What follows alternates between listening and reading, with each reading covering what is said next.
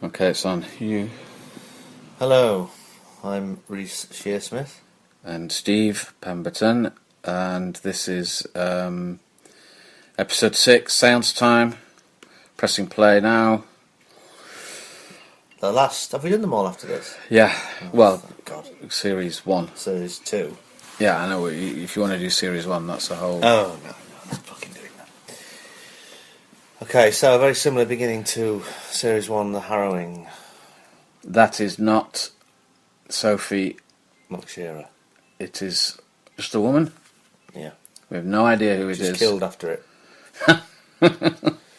Who's coming here, please? Thank you. Oh, my per diems. And they just killed her and banged her on the head. Yeah.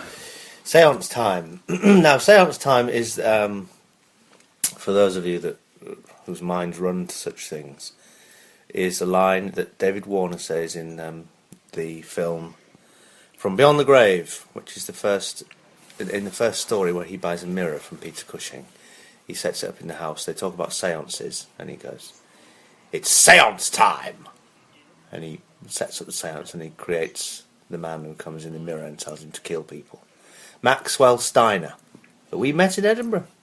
Is that his name? Marcel Steiner. Marcel Steiner. He was one of the first people to see... He saw the second performance of the League of Gentlemen in Edinburgh in 1996, and Mark was beside himself. Yeah. And he was one of 3 people in the audience. A man in the mirror from Beyond the Grave. Yeah. He was one of 3 people in the audience. So, séance time. So that's you why knew it's Sophie McShearer, didn't you? I knew her through my friend Siobhan, who was in Downton Abbey with her, and I just thought she would have, as she in fact does, this great sort of mousy quality, very funny, but also very, you can just completely believe that she's... very real in it. And we wanted that this episode people would think, oh right, they're doing an Inside No.9 that's a séance. And it could very well have been that, the entire episode is this setup. So we hoped that one of the first reveals would be that it's not in fact all as it seems. Yeah. So for quite a while, until it's revealed to be a prank show, it's quite straight, isn't it? It's not very funny. No. We wanted to build up the atmosphere, really. Yeah. I mean, you can't, the character of Madame Talbot, you've got to build her up. You can't just completely undermine to make her funny, no, you can't do that to start with. And now this was filmed inside the same house, which we also used for The Harrowing, and we also used in Psychoville, used several times, and what's it called again? Langlebury Manor. Langlebury Manor. Langlebury, yeah. And it's got many, many rooms, so we just took this room over. Freezing cold. And it was the second episode we filmed, so just before we broke for Christmas. It was freezing cold. And, really weird to be in that house again. Yeah, in a bigger room. Mm. So a different look for me, a bit of a wig on. We didn't never know whether Terry, the man playing Hives, of course, is the butler in one of the Laurel and Hardy shorts, would reveal that wig off, but we thought, let's just... It could be Terry's hair, it could be a wig. Yeah, I think that the fact that it's a moustache, and we made the glasses sort of shaded, slightly tinted, yeah, because of the whole.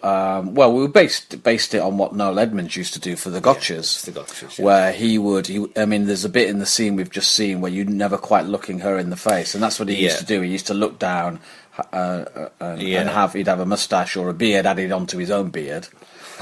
And he'd have these shaded glasses, and our favourite one was with Lionel Blair. Yeah. So if you Google Lionel Blair's Gotcha, it's the best one. It's like better than an Inside No.9. Oh, it's hysterical. And the little bit of what you see of the genuine soul of Blair when he's staring out with hatred in his eyes, because the setup, this is a cul-de-sac, but the setup is he's doing one of these awful kind of touring sex farces at the end of a pier somewhere, and Noel Edmonds is a noisy audience member. A noisy audience member who comes in, takes loads of photographs with a massive flash on his camera. Starts shouting out things. Starts going, "Oh, Lionel's here! Lionel! She's behind you, Lionel!" And Lionel Blair's trying to do the play, and and everything's going wrong. The props are all going wrong, and the phone goes off at the wrong time, and then he gets really cross, doesn't he? Yeah. That's what you'd be like if you were doing a farce.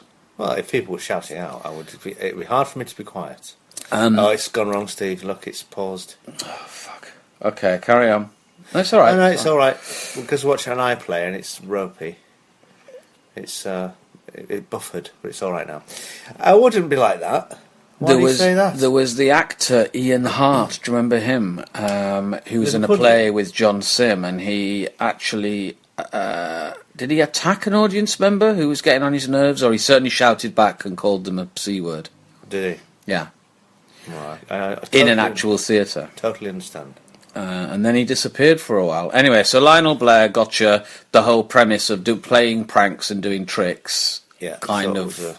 Was his inspiration. There is a thing on YouTube with a man hiding in a bin with a Halloween mask on, and he gets down in the bin, and then someone interviews this person, and they know that this person's going to jump out and frighten him, and he does. And he just swings round and smacks him full force in the face, and he just falls back down into the bin. Yeah. It's absolutely hysterical. But what's that called on YouTube? I think if you just put Halloween prank punch, you'll find it as well. Halloween punches. There's a lot of these prank shows where things go wrong, aren't there? Yeah. And that's obviously coming up later. But let's talk about Alison Steadman. Alison Steadman, she was hysterical. She turned up very poorly, unfortunately. So this croaky voice was 90% like how she spoke. Chest infection. I didn't think when I heard her actually physically speak that she'd be able to do it. I thought we would have to postpone the film. I know. Her eyes were tinted. She had white contacts in, but dots through where she could see just about. Because if you can't see, you've got to have an extra person there, and it costs too much money. Yeah. So they whited out the entire eye like a fish eye after in post. Yeah. So if you're interested in such details, I don't know why we do these fucking. Shh. So Dan Starkey there, who is playing the Blue Demon Dwarf, whose name we can reveal to be Clive. Is that in the credits? Because no one ever knows his name, do they? Yeah, his name was Clive, and we cut it in the end because we wanted the running joke of no one to know his name other than what was on the call sheet, which was Blue Demon Dwarf. And he's one of these actors, the character I'm talking about now, is one of these actors who gets frustrated at being always, given these like the kind of roles, what do you call them? Skin work, warm prop. Warm prop. Where does that come from? The warm prop comes from Paddington, which we heard a story about. There's someone calling the person that was the stand-in for Paddington before it was going to be CGI'd, who was a little person, being referred to by someone as the warm prop. Not Hugh Bonneville, surely. I'm not going to go into it. Okay. Anyway, but Dan's a very accomplished actor. You can see him in Doctor Who. Also, he's very clever. I saw him after we'd done this in December. He was on University Challenge. Was he? And he won it. He won University Challenge? He was on the team that won it. He was incredibly... bright. Yeah. Was it Celebrity University Challenge or normal University Challenge? I think it was people that had been to various colleges brought back. Okay. So it was kind of celebrity, yeah. I think I can't remember. He was really astonishingly clever. Kept that under his hat. Well, he absolutely nailed the part anyway. It was very tricky to cast that one, but he was terrific. And here we're getting to see now, this is also in Langleybury House, but we've got Carrie Head Lloyd, who plays the producer Gemma. There's good parts for women in this. That's what Carrie had said, in fact. Oh, really? And the wonderful Alice Lowe, who played... What's the makeup woman called? Amanda. Yeah. And in the background you can see... there's obviously the puppeteer there. But there are several members of our crew, all these people walking past there with a ladder, and they're wearing blacks. There's Zoe, who was the production runner, and Saloom, who was the third assistant. Yeah. They're all... this episode is another Dan Zeff production. Yes. And he really There's got the Saloom. horror. He's just walked past. Gone. The blue. Yeah, and Dan wanted to kind of really get the proper horror. It was great, actually. I was really pleased with how the first part of the Séance came out with all the wind and the bits and it became like a yes, it's a. Well, it was all the cliches. All the cliches, and then you eventually reveal why they're cliches, because it is, because it's one of those shows. And apparently these shows, these kind of prank shows, they are done on a real tight budget with minimal crew. So that's why we got away with having... Yeah, because that's the one thing I would think if you watched it, you'd think, well, I don't believe that. But actually they are done like that, aren't they? Skeleton crew. Yeah. And there isn't many people in attendance. It's quite hard to get the ending of this right, wasn't it? We didn't. Oh, Jesus, we have did an ending. So many different versions. So we did. I mean, we must have thought of 15 or 20 different scenarios to end it. Yeah. And we picked the wrong one by all accounts. And every fucking don't. People liked it. Did they? Yeah. This was really well received. And it depends where you look. Well... Some liked it. It was like the last one, Harrowing. People said that was a dud, ended on a dud. And me just playing myself here, look. According to you. Anyway. I had the word Terry written on that, but they never showed it properly. Think that works, that reveal of her? Yeah, when I first saw it, it really made me laugh. Right. So, if that's working, then yes, it worked. Yeah. I think we had, like you say, a really talented female cast here. Of course, Alison Steadman, what a privilege it was to work with her. I mean, you worked with her before, hadn't you? Done a Miss Marple with her, but I met her, but never worked with her. In fact, we had a lot of fun in the Séance bit, because I'm about to come in soon and do my Séance bit, but when she's doing all the kind of wailing and moaning and swaying her head around, and then if you're doing a reverse, they say, can you just not make any sound so that we can get the lines of the other person? So, if you're off camera, you're asked to do your action but not the sound. So she was doing all this head bobbing, and I said, it looks like you're trying to suck off a ghost or something. And from that point we really laughed, didn't we? There's Saloom in the background cleaning the mirror. Dan Starkey kept his teeth. Did he? Yeah. Well, no one else can have them, can they? No, but that's a good... Yeah, they're expensive. Yeah. So, the combination of Alison, Cariad and Alice there. Really, Sophie's gone now. But good to get Alice Lowe. Yeah, in what is quite a small part. Yeah, she's absolutely brilliant. She made the most of it there, didn't she? She rung it, because we just had this thing of the makeup woman wanting to be slightly, what's the word? Bored by it all. Bored and aloof and slightly. She's trying to get in with the minimum work. The minimum work, but wanting to be the actor's friend as well. Yeah, absolutely. Yeah, swaying with whoever's got the power in the room. Which is generally the lead actress. Yeah, so she drops Dan Starkey's character to go and look after what's she called? The actress Anne. Anne. Yeah. Why is she called Anne? We had Anne Gadge, didn't we? And we changed it to Elizabeth Gadge, so we didn't have two Annes. Yes, that's true. We always think of these Although things. we did put Elizabeth, we called it Elizabeth Anne Gadge, like we couldn't get rid of the Anne. Exactly. Now this is... So this is all the seeding of the drowned boy that he has been responsible for in his past. It's a complex character, Terry. He has guilt. Yeah, well, not much, but he does have some. He's got some, yeah. And so we're going out now with a pigtail. And there's a funny thing. I mean, it's all passes you by, possibly, but it's there for the taking if you wish to look at it.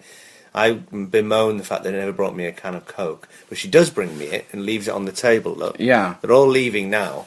I've not got it, and she has to run back in and get rid of it from the room because she's brought it in. But it was a really weird shaped can of Coke. I've never seen them anywhere else. Tall, thin. Yeah. Looks like a Bacardi Breezer. Well, But I love this moment when he's just calling from the box. Did my water come? There's the... Now, what about Pepe and his friends? I don't think anyone picked up on it. No one Yeah, but you also said the line wrong. No, I didn't. You did. You said Pepe and his friend. And I said friends. No, you didn't. There is a seaside. Well, being variety correct. Let me explain it. There's a seaside variety show that was on TV every Saturday night, and they used to have this kind of luminous, under the sea kind of. Similar to what they do on Britain's Got Talent now, where it's all dark and you just see things. Tell Pepe and his friend to stop. Friends, the act, the particular act that we were referring to, and the reason why we put it in the script, and the reason why we insisted it stayed on the script, in spite of everyone saying I don't get it, is Pepe and Friends was the name of the act. Because Pepe was a little boy, a little Spanish boy. You don't have to explain it to me. Yeah, well, I'm saying the reason I don't think anyone picked up on it is because you said S at the end. Yeah. Pepe and his friends. So it sounds like you're talking about the guy who's the puppeteer is called Pepe. And his friend. And his friend is the doll. You told Pepe and his friends we've stopped. Yeah, but you were referring to friends. Yeah. Anyway, it was one moment it didn't work. It's fine. Because of me. Well, we could have added a s in. I know what you should have said. ADR. Maybe you never came to the ADRs because you couldn't be fucking bothered. Or any of the editing. Well, which sometimes happens if you're not on screen. Yeah, well, I'm not barely in this one, so barely in it. You're all the way through. No, not right. Well, I've just appeared now. What are we on? We're on 15 minutes. That's half the episode has gone by. Right. And I have been deigned to be allowed to enter into this. Are you somehow trying this to imply monologue? It's my fault. Anyway. I think you're very good in this part. Well, thank you very much. I do too. Okay, now people think I'm the arrogant cunt. The Cockney accent. I don't often do accents. I don't like doing them. And that was your idea. I wanted to go up to the camera and say, "Can I pick my teeth?" Yeah, it was. And it didn't quite work. What do you mean? Talk about the latzie of that candle changing constantly to the gas lamp. That was annoying, wasn't it? And then when the candle blows big in the middle of the table, obviously that's not the same candle. It's like a joint to a gas tank, and a man was under the table making it big. And there was a point where in the script, there's a bit where the tambourine doesn't fly away, and I was getting really annoyed, going, "Anything? No?" And he thought it was referring to the gas lamp not going, and it was absolutely quaking his boots. Steve, he was called, the makeup man. Yes, because I'm sorry, no, it's not working. I said, "No, not you, I'm acting." Well, people just thought I was being really horrible. I don't know where they're getting it from. You can understand there's elements of what? people not being sure. Anyway, we've got this teddy bear here, which again has come back. He's asked for it to be removed. We don't think anyone else can see the teddy bear. Certainly no one else refers to it. I think these are terrible ideas, these commentaries now. Why? Because we're just... All it is you slightly veiled comments about me not being nice. Well, how do you think that makes me feel? I'm actually a human being. Yeah, well... It's not. I lost for words now.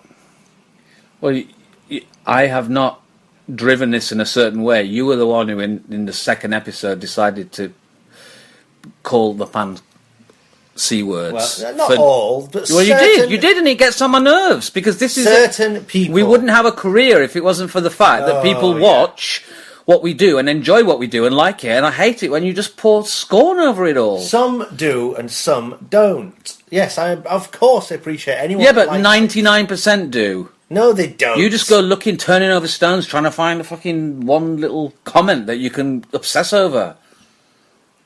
I don't. It's very easy to find. Anyway, the point being, I didn't create this atmosphere. There isn't any atmosphere. All right, let's forget it, okay? Yeah. So this is the moment we were talking about with the waiting on the thing. And there's me being really like me. It's coming out.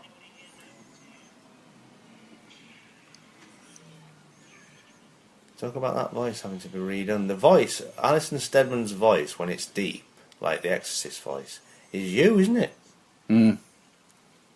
They redid it.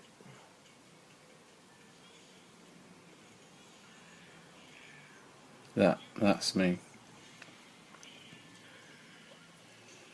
When he did that punch, all sound gets taken off. He wanted it suddenly to become very real. There's no artifice anymore. It's just like the reality of the room and the reality of the terrible thing that you've just done. Do you think a punch could kill people? It can, can't it? You're not speaking now, you're sulking now.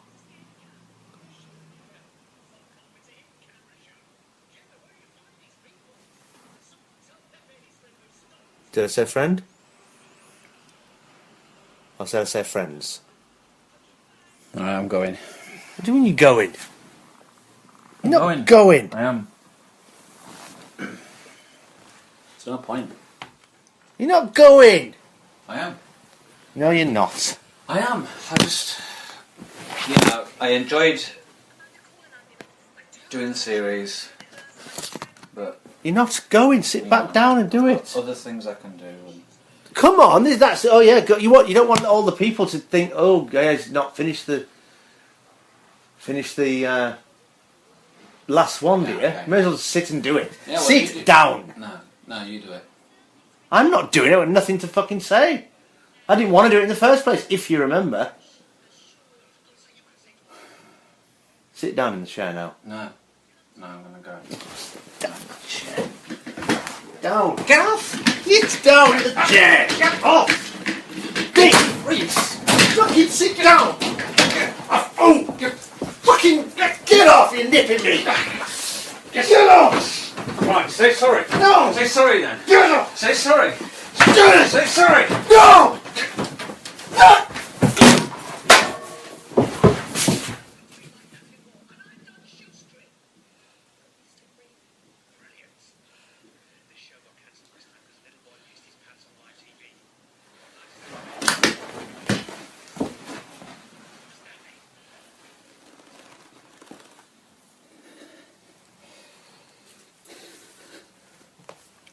Reece.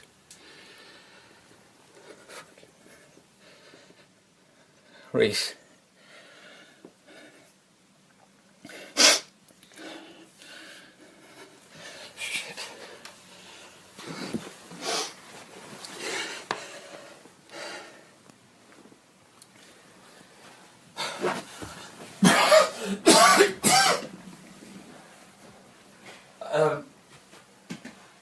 Yeah, please. Ambulance.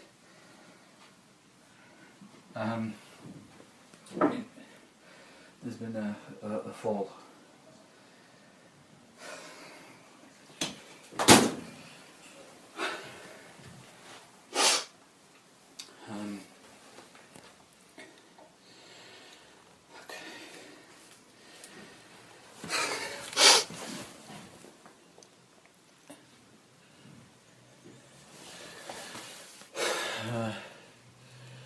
So it's just getting to the end where Reece's character is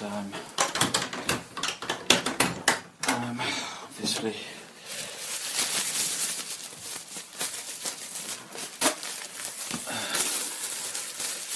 his character's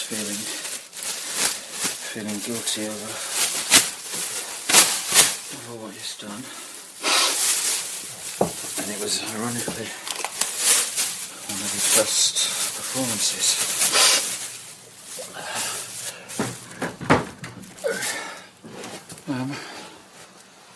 I think we don't know if we've got a third series yet.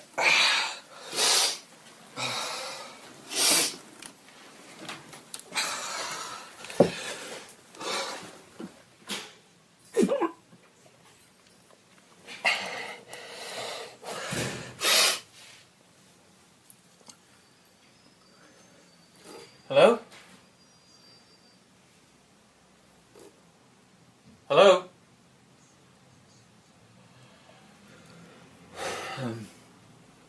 But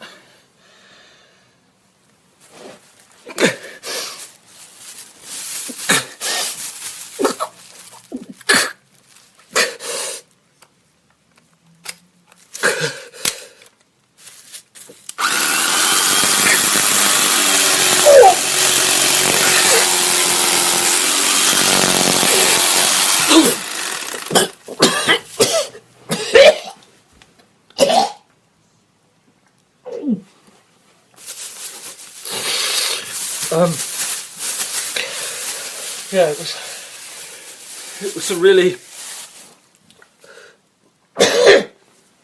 a really fun episode to do with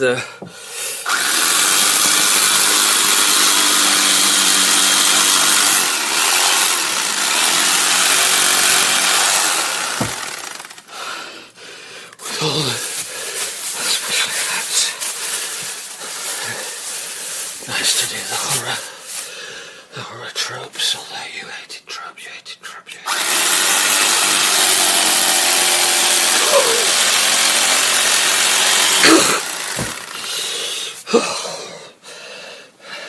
got to horror trope.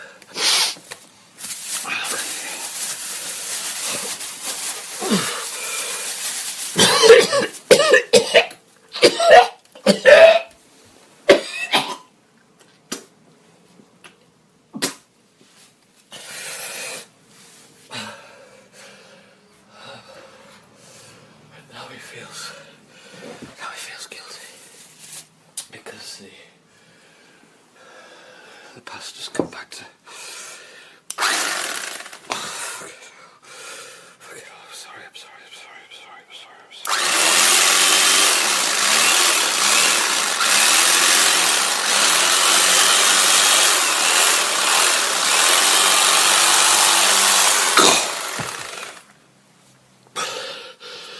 Anyway,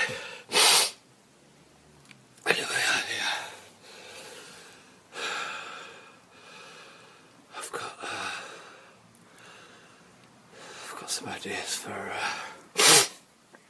series 3, which we really hope we can get on with. And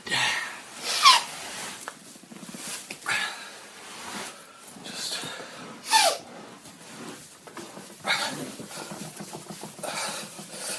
clean this up. Yes, so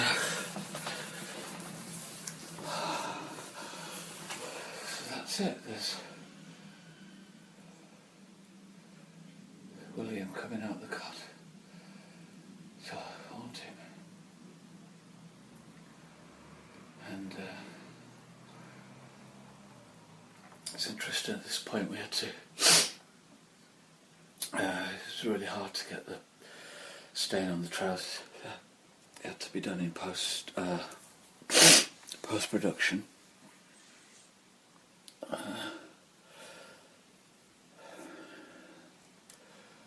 Reece Smith.